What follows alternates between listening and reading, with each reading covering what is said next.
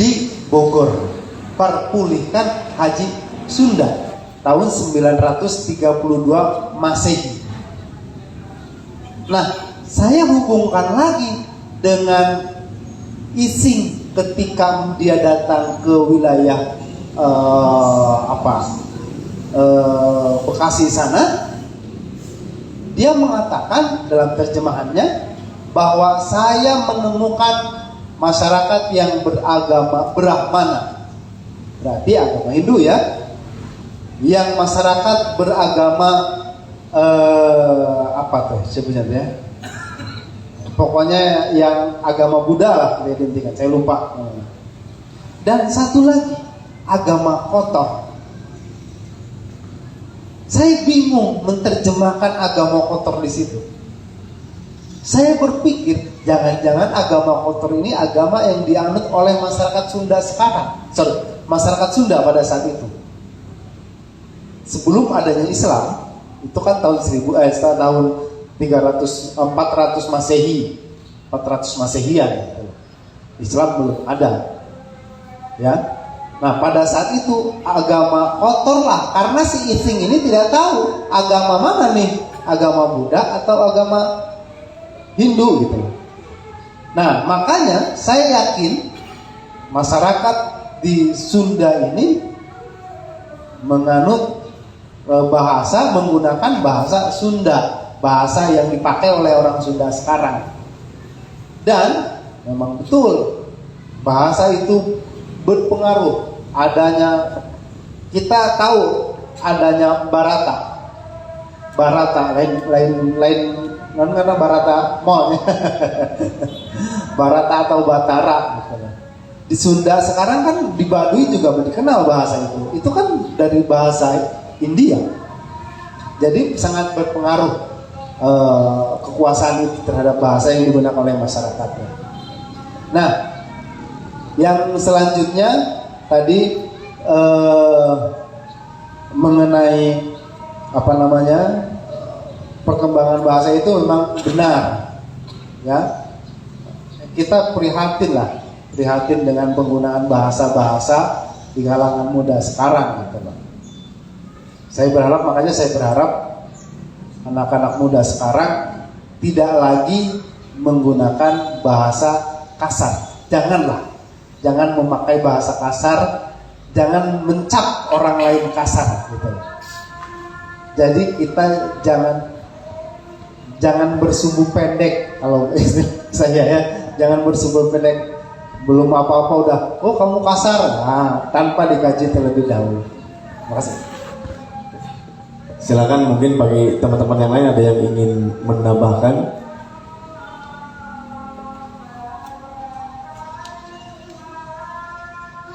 Kang, kalau biar lebih ini dipersingkat aja ya. Ya.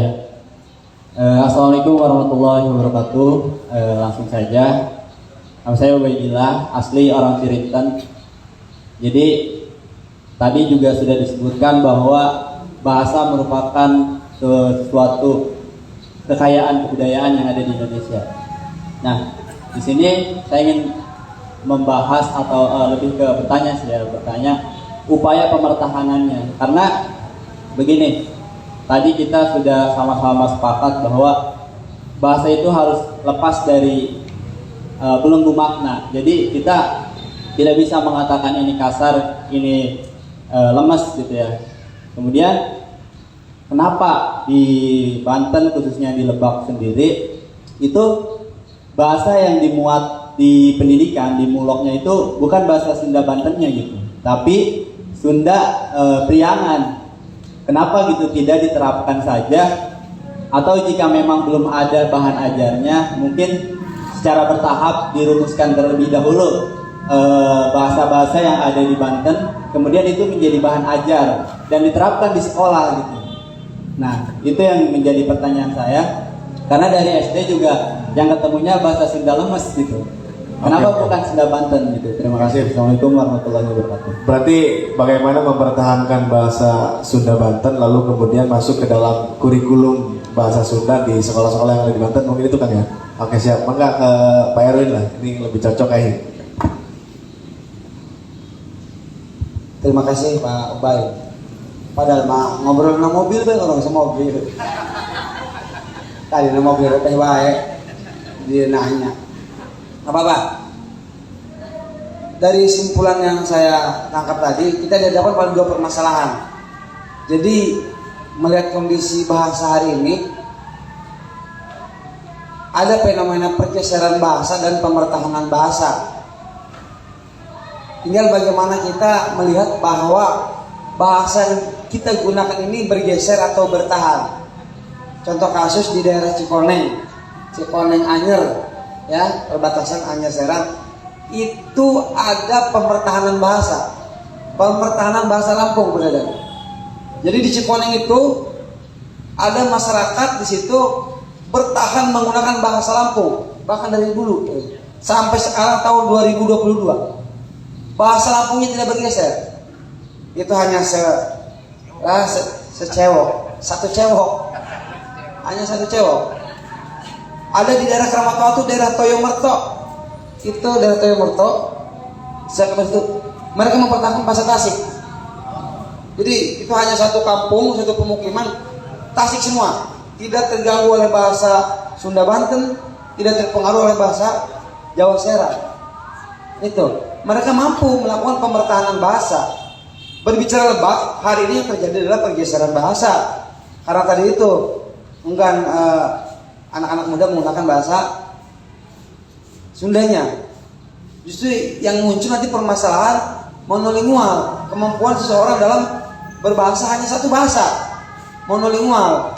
Kalau kita mah mungkin udah bilingual ya, dan saya mah bahasa Sunda bisa, bahasa Indonesia bisa, atau bahkan mungkin kita multilingual. Saya bahasa Sunda bisa, bahasa Indonesia bisa, bahasa Jawa Serang bisa, bahasa Inggris saya pikir ya. Jadi udah multilingual. Ya minimal kita hidup dalam ragam bahasa di tataran bilingual. Kemampuan berbahasa lebih dari satu bahasa. Kalau berkaca dari kondisi tadi yang kita jelaskan berdua, yang enggan menggunakan bahasa Sunda, justru muncul dalam monolingual. Kan lebih kaget di sana bahasa Indonesia baik, dia bisa bahasa Sunda, dia bisa bahasa yang lain.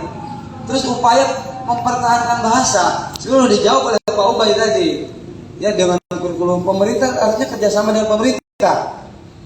Bagaimana memperbaiki kurikulum yang ada untuk mempertahankan bahasa Sunda yang ada, tergantung pilihan kita.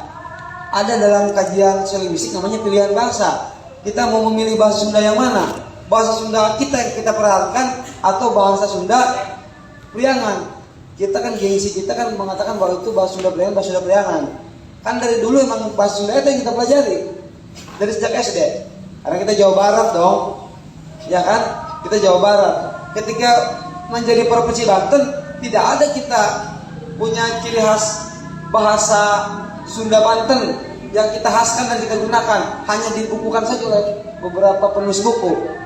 Nggak ada, artinya saya pernah diskusi dengan penulis buku, misal Pak dosen dari provinsi, sekarang jadi dosen Tirta sejarah, Pak Ali, dia menulis buku bahasa Sunda Banten tuh, ya kan? Ini katanya bahasa Sunda kita, ya percuma hanya dibukukan tanpa dibuat aturan atau diundang-undang oleh pemerintah. Gitu kan, harusnya dibuat aturan, diundang-undangkan, diwajibkan di sekolah, pelajari. Ya ini harus ada peran pemerintah untuk melakukan pemertahanan bahasa itu. Ya karena pemerintahnya kurang peduli umurnya, karena bahasa mungkin peduli dengan anak kemiskinan, peduli dengan anak pengangguran, karena bahasa mah, nggak penting. Karena jarang juga saya lihat calon kepala daerah kampanye mempertahankan bahasa ya. Pasti pengentasan kemiskinan, walaupun miskin tetap ayah, bisa. Itu kan kesejahteraan masyarakat tetap ayah kampanye. Nah, bahasa masalah dikampanyekan. Nah, tugas kita sebagai remaja atau orang muda yang memang memperjuangkan bahasa itu harus ada, bahasa itu harus bertahan. Jangan sampai terjadi pergeseran bahasa, gitu ya. Rangkas mah luas, karena mungkin di Rangkas banyak pendatang kali ya. Karena sudah merasa kota, Rangkas kota, karena di Rangkas sudah ada KFC sekarang mah, jadi udah merasa kota, jadi banyak pendatang, gengsi ngomong bahasa Sunda, izin Pak Abi ngomong di KFC memakai bahasa Sunda, gitu. Tolong dong aku pesan sangu, mungkin, kok kotoknya begini sih? Ya. Tapi bahasa Indonesia. Maka ya karena mungkin pengaruh globalisasi dan modernisasi dirangkas. Yes, KFC, mungkin ada mall yang besar, apalagi sudah ada jalan tol, pada banyak pendatang ke sini, bisa jadi leugit bahasa Sunda itu dirangkas. Nanti orang pendak ngomongnya gua lu dah, begitu Pak Adik. Nah, ya, gini, bahasa Sunda di Banten ini upaya-upaya untuk pemertahanan itu setidaknya ya sudah kami lakukan. Saya sudah menyusun bahasa Sunda Banten. Saya ada kawan saya yang menyusun bahasa Sunda Banten. Ada rekan saya yang lain menyusun bahasa Sunda yang Banten, yang itu diambil dari Facebook dan lain sebagainya. Nah, lantas saya pernah dipanggil oleh MGMP Bahasa Sunda. Bahasa Sunda MGMP Naralieur. Karena mereka khawatir lamun jamna kurang sertifikasi lagi kurang. Ya kan? Lamun jamna leungit atau sertifikasi lagi lapor leungit. Nah, laju maranehanana menghadaplah. Tapi dulu kami orang priangan rata-rata. Nah, kuari ieu geus aya bahasa Sunda anu dicoba digagas ku MGMP di kami nu ngilu kadinyana. Manehna nerbitkeun buku Purwabasa jeung SMP, Purwabasa jeung SD. Jadi seetik mana masuk-masukkeun eta. Geus diajarkeun ka budak bahasa orang Pandeglang, ka orang Lebake aya bahasa Sundana. Tidak apa-apalah itu menggunakan bahasa Sunda priangan seetik mah rada-rada dicoret-coret ku kami ge. Ieu bahasa priangan keneh gitu. Laju kamarinya tina bahasa bahasa internasional, bahasa ibu internasional. Saha nu ngadengekeun Bupati Tangerang, Bupati Kabupaten Tangerang, Jaki, manehna ngomong make jasa eta banget gitu. Ya, lamun gede jasa itu artinya gede banget gitu. Nah, itu dipakai oleh Jaki dalam pidato berbahasa Sunda. Jadi begitu kagum kami neuleunan. Akan tetapi hampura ya ngadenge Bupati Pandeglang masih keneh make bahasa priangan. Waduh, cek kami ieu pemisik lah ya nu. Ya, kayak gitu, non. Baik, terima kasih kepada Kang Dadan dan Pak Erwin. Mungkin ada tambahan lagi 1 menit, silakan. Assalamualaikum warahmatullahi wabarakatuh. Langsung saja kawan saya Iqbal, seksi logistik dari Sangga Buana. Terus gini ya, saya untuk coba nimbrung diskusi ini karena ada soal penting juga untuk informasikan pada kawan-kawan. Bagi kami di Sangga Buana bahwa bahasa itu adalah tempat menyimpan pengetahuan, kemudian coding juga untuk berhubungan juga. Dia juga berhubungan dengan soal kesenian, kayak tadi misalkan kenapa dari jauh saja itu ada kesenian beluk gitu ya, dari kebun yang satu ke kebun yang lain itu beluk ya Mas.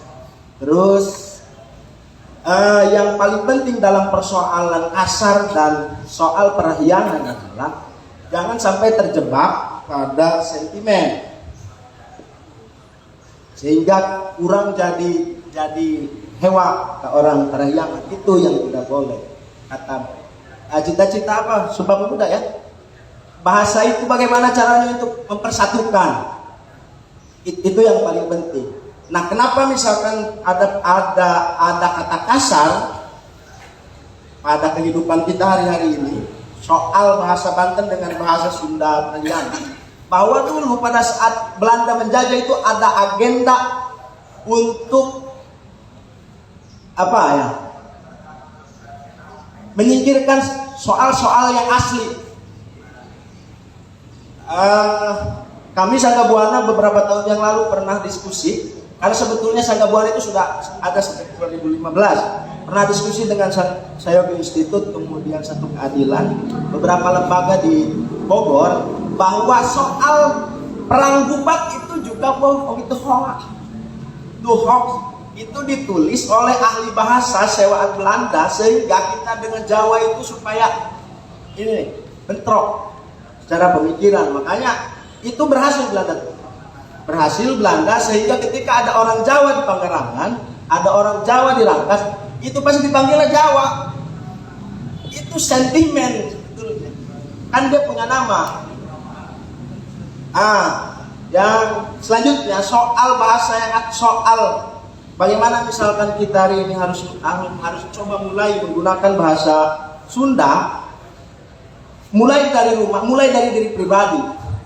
Dan kenapa misalkan bahasa Parahyangan itu ada pundak pusuk bahasa, itu karena ada pengaruh penjajahan sehingga dia harus menjadi abdi. Kata abdi itu dia terjajah.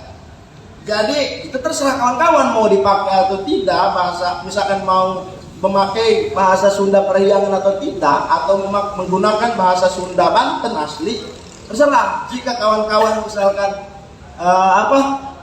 lebih senang menggunakan bahasa Sunda Parahyangan, berarti kawan-kawan lebih senang terjajah. Itu aja. Satu. Cukup kali ya? Cukup ya? Oke, Itu tuh pentingnya, soal sentimen aja. Terima kasih. Siap. Soal bahasa tidak menjadi sebuah sentimen yang kemudian itu juga bisa memecah, karena agenda 1928 28 Oktober itu juga adalah menyatukan melalui bahasa, yaitu bahasa Indonesia.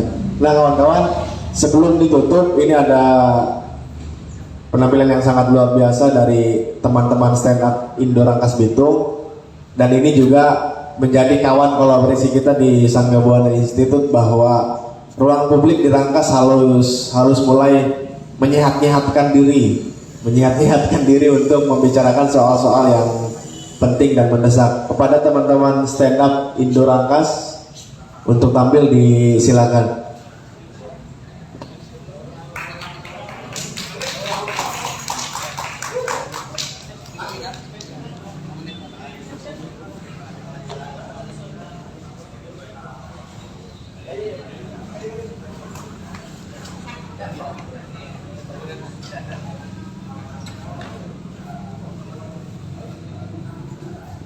Nah ini ada muka kayak masker mata. Nah kan gitu. Rio. Ini ada Rio, terus yang pakai baju kotak-kotak Harry. Nah ini Harry ini ketua perkucang Persatuan Komunis Carang Rangkas itu. Kemana Kang Harry sama Kang Rio nih, silakan di depan aja mungkin sini.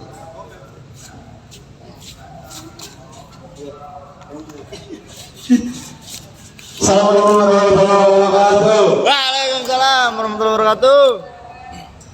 Sore semua. Menjelang maghrib. Ya. Ini tak sampai jam berapa? 10 menit. Kalau kamu 10 menit. 10 menit. Lebih tarawih sih.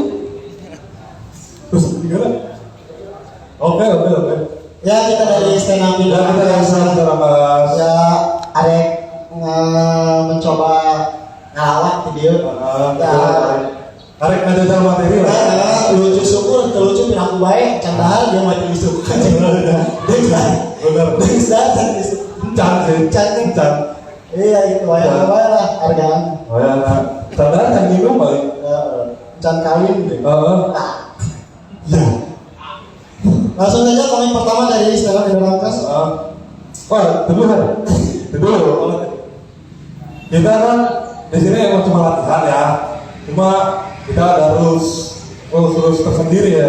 Oh iya, langsung aja yuk. Ini yang pertama itu kalau misalnya ada komik yang lagi tampil gitu ya, jangan ada yang nyeletuk Pak. Jangan ada yang betul gitu. Karena kasihan gitu. Karena kita bukan Facebooker gitu. Iya, bukan ngelenong juga. Bukan melenong juga. Yang kedua, jangan direkam lah. Jangan direkam. Please gitu ya.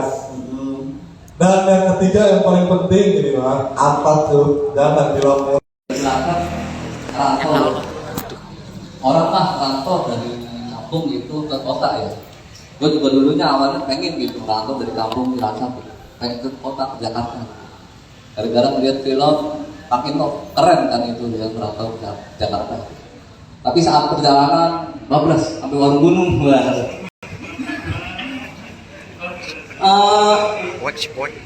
bingungnya ini gue ngerantau di warung gunung ketika misal gue gak terima kerja di sini terus gue dari kerja lagi ke Jakarta itu merantau double nih, merantau dari tempat rantau gitu. Bingung gitu. Terus ya betul untuk pembahasan kali ini kan perbedaan bahasa ya. Pertama awal kesini itu bisa dibilang sok kultur kan. Bingung sebagai orang Jawa atau ke tanah Sunda gitu. Bingung. Awal-awal tuh sempet ada perselisihan karena nggak tahu ya gitu, sempet mau berantem gitu sama senior di sini gitu. Dia bilang gini gitu tuh, tuyul tempotin karet gitu. Anjir, tempat karet di Jawa tempat itu gigit banget, gigit gitu. Tiba-tiba datang ke sini tempat karet gitu ya. Gak taunya di sini kan tempat diambil kan, kalau suruh digigit. Terus situ sampai ribet tapi nggak jadi. Gini, saya juga sekarang udah umur hampir 29, udah 89. Belum nikah, bukan karena nggak mau, tapi lebih ke ditinggal nikah. Kultur budaya di Jawa itu ribet, buat nikah tuh ribet, sumpah. Di sini Makassarannya, lu cocok sama pasangan sama calon mertua, udah beres nikah ya kan. Di Jawa nggak segitu gampang. Cocok nih sama pasangan sama calon mertua, meton nggak cocok lu, meton. Harus ada hitung-hitungannya gitu loh. Yang terakhir gue ditinggal nikah tuh gara-gara cewek gue tuh metonnya hari Sabtu. Kata emaknya dia tuh, wah cocoknya sama meton yang hari Minggu. Nggak tahu hitung-hitungannya gimana, weekend kali weekend cocok Sabtu Minggu nikah gitu. Nggak tahu itu hitung-hitungannya gue orang Jawa juga. Kebetulan gue itu wetonnya dari Senin. Mungkin dihitungnya wah hari males, hari Senin ya. Gak usah kawin udah, gak usah terlalu gue males katanya. Nggak cuma weton, ribetnya itu juga sebagai pasangan gitu. Misal gue punya cewek nih, rumah gue harus ngadep barat misal, rumah cewek itu juga harus ngadep barat pintunya. Beda pintu nggak bisa, harus bikin pintu lagi. Nah gue pulang apel ke rumah mak, permisi mau bikin pintu ke timur kan. Punya gue pintu ke timur, putus, punya cewek lagi pulang bikin pintu lagi. Gue punya adik gue juga cowok sama, dia bikin pintu, gue bikin pintu. Ke rumah lu kayak larang saya tuh.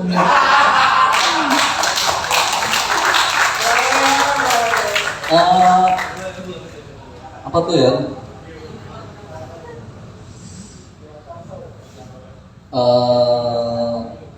Ini di umur gue sekarang tuh resahnya lebih ke ditanya sih sama orang tua gitu. Misal sama saudara kapan mau nikah gitu, kapan mau nikah. Makanya lebaran tahun ini gue memutuskan nggak mudik, udah gue lebaran di sini aja, udah biar sendiri kan. Karena selain gue males ditanya gitu, gue juga ini nggak habis pikir sama peraturan sekarang gitu. Mudik boleh, nggak boleh ngobrol, nggak boleh telepon gitu. Gue kan jarang, udah lama nih nggak pulang ke Jawa. Kalau gue misalnya nyasar naik bis, gue nggak boleh ngobrol kan. Ini di mana? Mau nanya ke nek nggak boleh nih. Mau turun di mana nggak tahu kan. Nggak tanya, bablas ntar gue harus ke Cilacap, kalau ke Jogja kan repot gitu. Ditambah lagi, kalau kemarin tuh terakhir gue telepon ke orang tua, misalnya kayaknya tahun ini nggak bakal mudik deh. Wih mas, padahal harusnya mudik tuh lumayan. Bawa calon mantu, gue mending bawa oleh-oleh gitu. Calon mantu kan susah gitu aja. Tapi alhamdulillah, gue di sini udah hampir 2 tahun lah, 2 tahun lebih. Gue sekarang punya cewek di sini. umurnya juga bedanya lumayan banyak, 9 tahun kalau nggak salah, dia baru 20. Serius ya, ini mah bukan ngakalin anak kecil tadi, emang mungkin dia sukanya sama om-om gitu.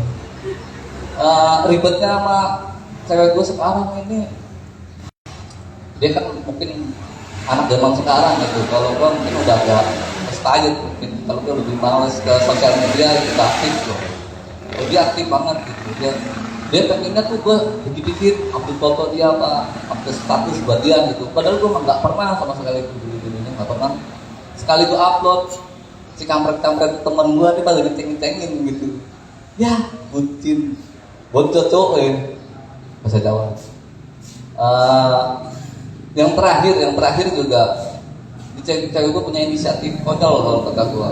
Dia mau beliin gue baju couple, suruh pakai, aduh kata gue males gitu kan. Man baju couple-nya ini kimono gitu, mas-mas Jawa dibeliin kimono cocok. Lebih ketolol gitu punya. Kalau gue mending batik buat kondangan udah jelas gitu. Dan ini kesini juga tadi pakai.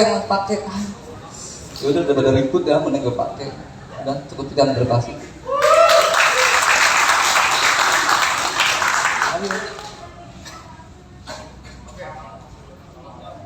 Nah, baik, terima kasih teman-teman stand up, tepuk tangan dong buat teman-teman stand up. Ini adalah kali pertama sekaligus pembuka dari Sangga Buana Institute.